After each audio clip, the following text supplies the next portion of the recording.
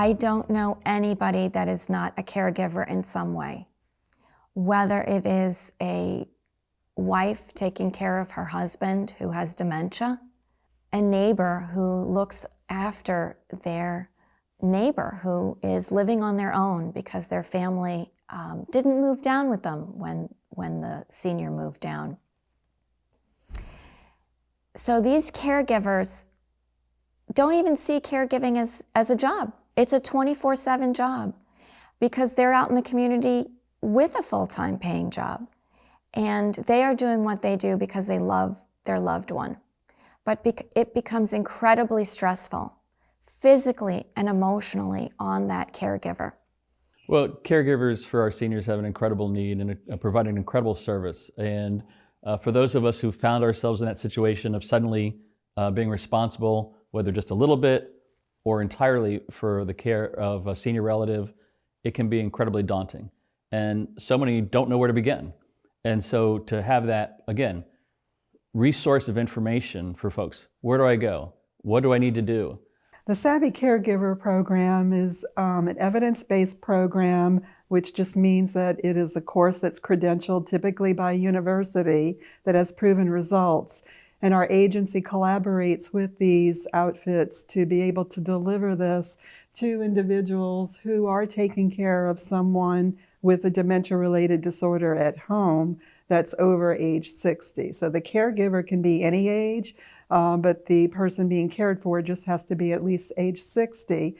And it's designed to help, it's a dual program. It's to help the caregiver to be able to learn how to definitely make time for themselves in the course of taking care of their person, but also to help the caregiver with skills, proven skills, to help their person be as contented as possible.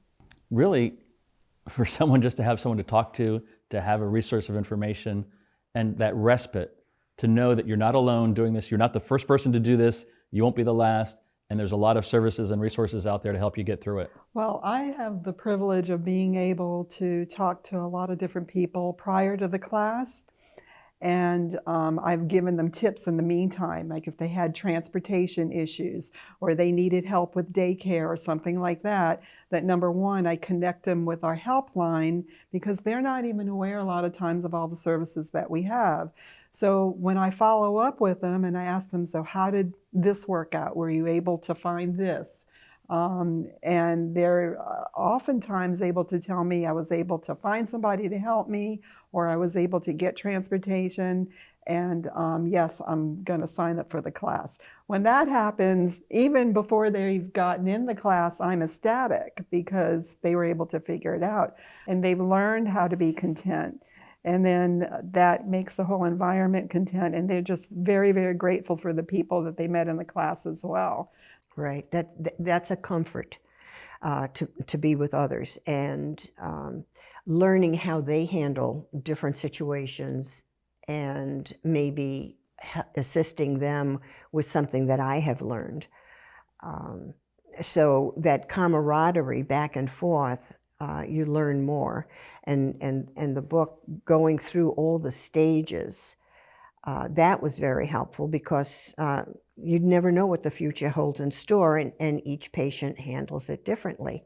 So that was a great deal of education, and that I appreciated a lot. You know, being patient, how to speak to them, that was a critical part, you know. And I tend to do this anyway, is speak very clearly to her, speak slowly to her, and ensure that she's eye to eye so that she understands what I'm saying. And that's been very helpful. You got to handle it in a gentle and calm manner. And this course really emphasizes how you speak and to ensure you have their attention. So I appreciated that.